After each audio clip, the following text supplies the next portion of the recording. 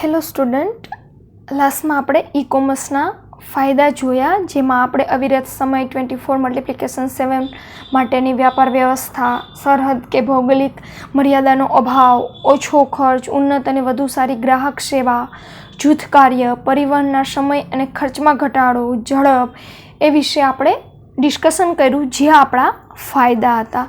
હવે એના પછીનો ટોપિક છે વિદ્યાર્થી મિત્રો ઈ કોમર્સની મર્યાદા અથવા તો એના ગેરફાયદા. ઈ કોમર્સના ફાયદાઓની યાદી બનાવી શકાય તેમ હોવા છતાં પણ કેટલીક એની મર્યાદાઓ છે. ઘણી મર્યાદાઓ સમયાંતરે લુપ્ત થતી જાય છે, બરાબર. એમ વન બાય વન આપણે એક મર્યાદા જોશું. એમાં ફર્સ્ટ છે પરિવર્તનનો પ્રતિકાર. વ્યાવસાયિક સંસ્થાઓને પરંપરાગત વ્યવસાયમાંથી ઈ કોમર્સ વ્યવસાય તરફ અભિમુખ થવું પડે છે. એનો મતલબ કે જે વ્યાવસાયિક સંસ્થાઓ છે વિદ્યાર્થી મિત્રો, એટલે કે આપણી પરંપરાગત જે સંસ્થા, આપણે જે વ્યવસાય છે એ આપણે ઈ કોમર્સ તરફ વાળવો પડે છે. કેમ કે આપણે ન વાળી તો કેમ કે મોસ્ટ ઓફ અત્યારે બધા પરંપરાગત દુકાનની વેબસાઇટ અવેલેબલ હોય છે કે જે તમે ખરીદી કરી શકો છો, ઓનલાઈન પેમેન્ટ આ તે કરી શકો છો. એટલે કે આપણે પરંપરાગત વ્યવસાયથી ઈ કોમર્સ તરફ આપણે જવું પડે છે, જેમાં તેમને ઘણો પ્રતિકાર સહન કરવો પડે છે. જો જે આપણો બિઝનેસ, જે આપણો ધંધો પરંપરાગતમાંથી આપણે ઈ કોમર્સ તરફ વળીએ છીએ ત્યારે આપણા ઘણા પ્રોબ્લેમ્સનો સામનો કરવો પડે છે.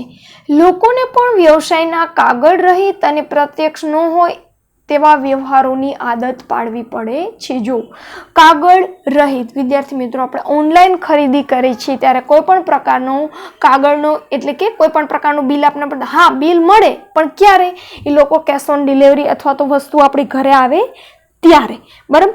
ત્યાં સુધી કોઈ પણ પ્રકારનો આપણે વ્યવહાર કાગળ ઉપર કરવામાં આવતો નથી. એટલે આપણે કાગળ રહિત અને પ્રત્યક્ષ ન હોય તેવા વ્યવહારની આપણે આદત પાડવી પડે છે. એમાં બીજો પોઈન્ટ છે મર્યાદામાં પ્રારંભિક ખર્ચ. ઈ કોમર્સની નવી તકનીકો માટે નોંધપાત્ર પ્રારંભિક મૂડીરોકાણ જરૂરી છે, જે સંસ્થાની મૂળભૂત વ્યાવસાયિક પદ્ધતિઓ બદલી નાખે છે. જો ઈ કોમર્સની નવી ટેકનોલોજીનો આપણે જો શરૂઆત કરતા હોય તો એમાં આપણે થોડું ઘણું મૂડીરોકાણ કરવું પડે છે. શા માટે? કે આપણે આખી વસ્તુ ચેન્જ જ કરવી પડે છે. કઈ રીતે? પરંપરાગત વ્યવસાયથી આપણો આખો ભાગ નવી ટેકનોલોજી તરફ લઈ જવો પડે છે. ઓકે, તો આપણે આખી પદ્ધતિ ચેન્જ થઈ જાય છે વ્યવસાય કરવાની. હાર્ડવેર અને સોફ્ટવેરની તકનીકોમાં મૂડીરોકાણ જરૂરી બને છે. જો કેમ કે નવી ટેકનોલોજી જે આપણે વિકાસમાં લેશી, ઉપયોગમાં લેશી, તો એના માટેનું પહેલાં તો મૂડીરોકાણ કરવું પડશે, બરાબર. કે એના માટેના જે હાર્ડવેરની જરૂર પડે એ હાર્ડવેર આપણે પરચેસ કરવા પડશે, સોફ્ટવેર આપણે લેવા પડશે, બરાબર.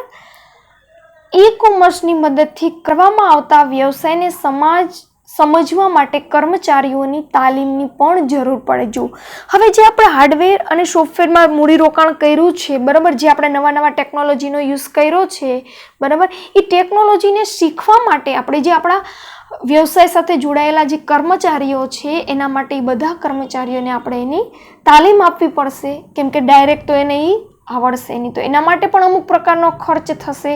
એ ખર્ચ પણ આપણે પ્રારંભિક ખર્ચ તરીકે આપણે એમાં મૂડીરોકાણ કરવું પડશે. એના પછીનો પોઈન્ટ છે સુરક્ષા. ઈ કોમર્સમાં મૂળભૂત રીતે ધ્યાન પર લેવા જેવી બાબત સુરક્ષાની છે. જો શા માટે?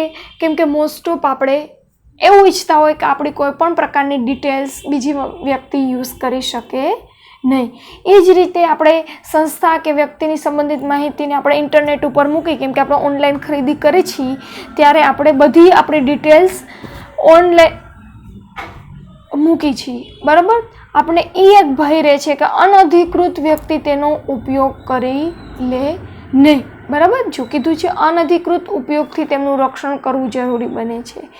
ઇન્ટરનેટ વૈશ્વિક ઉપયોગ પૂરો પાડે છે, પરંતુ સંસ્થાઓને દૂષિત ઉપયોગ કે અકસ્માતે થતા દુરુપયોગ સામે પોતાની માહિતીની સુરક્ષા પૂરી પાડવી જોઈએ. જુઓ શું કીધું છે કે જ્યારે આપણે ઓનલાઈન ખરીદી કરી છે તો આપણે બધી ડિટેલ્સ ઇન્ટરનેટ ઉપર આપણે રાખી છીએ, કેમ કે ઇન્ટરનેટ તો વૈશ્વિક છે, બરાબર.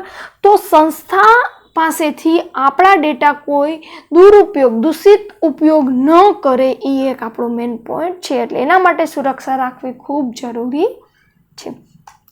એના પછી છે ગોપનીયતા. ગોપનીયતા એ આપણો ગ્રાહકનો ગંભીર મુદ્દો છે. કઈ રીતે? તો દુરુપયોગ થવાના ભયને કારણે ગ્રાહકો પોતાના અંગત માહિતી ઇન્ટરનેટ ઉપર આપતા નથી. હમણાં જ આપણે સુરક્ષામાં ડિસ્કશન કર્યું કે ભાઈ આપણે જો ઓનલાઈન ખરીદી કરવી પડે તો આપણે બધી ડિટેલ્સ ત્યાં આપવી પડે છે, બરાબર. હવે તો કે ગ્રાહકો ડરે છે કે હું મારી ઓનલાઈન ખરીદી કરીશ તો મારી બધી ડિટેલ્સ ઇન્ટરનેટમાં ફિલ કરવી પડશે, બરાબર. તો ઘણી સંસ્થાઓ એવી હોય છે, ઘણી સંસ્થાઓ અથવા માર્કેટિંગ સંસ્થાઓ કે પોતાનું ડેટાબેઝ એ વહેંચતી હોય છે. ડેટાબેઝ વેચવું એટલે કે આપણે કોઈ પણ સંસ્થા સાથે ખરીદી કરી હોય તો આપણો બધો ડેટાબેઝ એ સંસ્થા પાસે હોય, તો એ સંસ્થા પોતાનો ડેટાબેઝ બીજાને વેચી દે છે. તો ગ્રાહકોને વારંવાર બિનજરૂરી એટલે સ્પામ મેલ, બરાબર, વારંવાર મેલ આવે છે. હેકર પણ ઇન્ટરનેટ પરથી માહિતીને આતરીને તેનો દુરુપયોગ કરે. જો અત્યારે આપણે ઘણા કિસ્સા એવા હેકરના સાંભળી જ છીએ, બરાબર, જે આપણી માહિતી લઈ એનો દુરુપયોગ કરી શકે છે. ક્રેડિટ કાર્ડની છેતરપિંડી ગ્રાહકને આર્થિક નુકસાન પહોંચાડે છે. ઓકે, કેમ કે આપણે જ્યારે ઓનલાઈન ખરીદી કરી છીએ, બરાબર, ઘણીવાર આપણે ઓનલાઈન પેમેન્ટ કરતા હોય તો હેકર્સ આપણા ક્રેડિટ કાર્ડ નંબર લઈ જે ખરીદી કરી લે છે અને આપણે આર્થિક નુકસાન પહોંચાડે છે. આમ હેકર વાયરસ, વિગતોનું સ્થળાંતર અને વ્યવહારના જોખમો સામે ઈ કોમર્સની સુરક્ષા પૂરી પાડવી જરૂરી બને છે. ઓકે, આ બધી બાબતોને ધ્યાનમાં રાખી ઈ કોમર્સે આ બધી સુરક્ષા પૂરી પાડવી પડે છે. એના પછીનો પોઈન્ટ છે વિશ્વાસનો અભાવ. કેટલીક વાર ઉત્પાદન ન પહોંચાડવાની છેતરપિંડી, ઉત્પાદન અંગેની ભ્રામક રજૂઆત, ચૂકવણીની સુરક્ષાનો અભાવ વગેરે કારણોસર ગ્રાહકોમાં ઈ કોમર્સ પ્રત્યે વિશ્વાસનો અભાવ જોવા મળે છે. જો શું કહે છે, કેટલીક વાર આપણે જે વસ્તુ મંગાવી હોય એ વસ્તુ આવતી નથી, બરાબર. ક્યારેક આપણે એ વસ્તુ આપણી ઘર સુધી પહોંચતી નથી, અમુક વસ્તુ બતાવે છે કાંઈક અને આપણે મોકલે છે કાંઈક. આ કારણોસર ગ્રાહકોને ઈ કોમર્સ ઉપર વિશ્વાસનો અભાવ છે. તદ ઉપરાંત ઓનલાઈન ખરીદીમાં ક્ષતિગ્રસ્ત માલને જો કોઈ વસ્તુ આપણી ઘરે આવી છે એ ડેમેજ છે, બરાબર, તો એને મોકલવી ખૂબ મુશ્કેલ છે. કઈ રીતે? તો કે માલનો વહન ખર્ચ કોણ ભોગવશે, વેપારીની કિંમત પરત કરશે કે નહીં કરે, તે ઉત્પાદનના મૂળ સ્થાન સુધી પહોંચશે કે નહીં પહોંચે, એવા પ્રકારના પ્રશ્નો આપણે ઉદ્ભવે છે. એટલે ગ્રાહકોને એમાં ઈ કોમર્સમાં વિશ્વાસનો અભાવ જોવા મળે છે. ઉત્પાદનને પહોંચાડવાનો સમય. સ્થાનિક દુકાનમાં આપણે ઉત્પાદનની ખરીદી કરી તેને સાથે લઈ જઈ શકીએ છીએ, જ્યારે ઈ કોમર્સનો ઉપયોગ કરી આપણે એવા ઉત્પાદનો ખરીદતા હોય છે કે જે સ્થાનિક રીતે ઉપલબ્ધ હોતા નથી. જો સ્થાનિક દુકાને આપણે કાંઈ પણ વસ્તુ ખરીદવા જતા હોઈએ છીએ તો ખરીદી કરી ડાયરેક્ટ આપણે સાથે લઈ શકીએ છીએ, જ્યારે ઈ કોમર્સમાં આપણે એવી વસ્તુની ખરીદી કરતા હોય કે જે આપણે સ્થાનિક દુકાનમાં અવેલેબલ ન હોય. એનો અર્થ એ થાય છે કે ઉત્પાદનને મોકલવામાં સમય લાગશે, ખર્ચ થશે. દૂરના સ્થળેથી ઉત્પાદનનો ઓર્ડર આપવામાં આવ્યો હોય તો તેને મોકલવાનો ખર્ચ પણ વધી જશે. Okay, clear? હવે કીધું છે ફળ, શાકભાજી અને અન્ય નાશવંત ઉત્પાદનો ઓનલાઈન ખરીદવા માટે પસંદ કરવામાં આવતા નથી. જુઓ, ઘણી વસ્તુ એવી છે કે જે નાશવંત છે કે અમુક સમયમાં એ વસ્તુ નાશ પામે છે, કેમ કે ઓનલાઈન તમે ખરીદી કરો છો તો એને આવતા થોડોક સમય લાગે, બરાબર. તો આવી વસ્તુ છે જે ફળ છે, શાકભાજી છે, અન્ય નાશવંત વસ્તુ છે, એને ખરીદતા ગ્રાહકો અચકાય છે. ઘણી વસ્તુ એવી છે કે જેને સ્પર્શ કરવી પડે છે, સૂંઘવી પડે છે, ટચ કરવી પડે છે, તો એવી વસ્તુ ખરીદતા પણ ગ્રાહકો ઓનલાઈન અચકાય છે. માટે વસ્ત્ર અને ઘરેલું જેવા ઉત્પાદનોનું ઓનલાઈન વેચાણ યુક્તિપૂર્વક કરવું પડે છે. જો કે ઘણીવાર એવું બને છે કે અમુક પ્રકારના મોટા કોઈ જ્વેલરી હોય છે, બરાબર, એવી વસ્તુ આપણે ઓનલાઈન ખરીદતા અચકાય છે. ઈ કોમર્સમાં ચૂકવણી માટે મોટાભાગે ક્રેડિટ કાર્ડનો ઉપયોગ કરવામાં આવે છે. ક્રેડિટ કાર્ડ દ્વારા ઓનલાઈન તદ્દન નાના કે બહુ મોટા નાણાકીય વ્યવહારો પસંદ કરવામાં આવતા નથી. નાની સંસ્થાઓને પોતાના ઓનલાઈન વ્યવસાય સ્થાપિત કરવામાં સમયાંતરે કરવા પડતા સુધારાઓ મુશ્કેલી ઊભી કરે છે.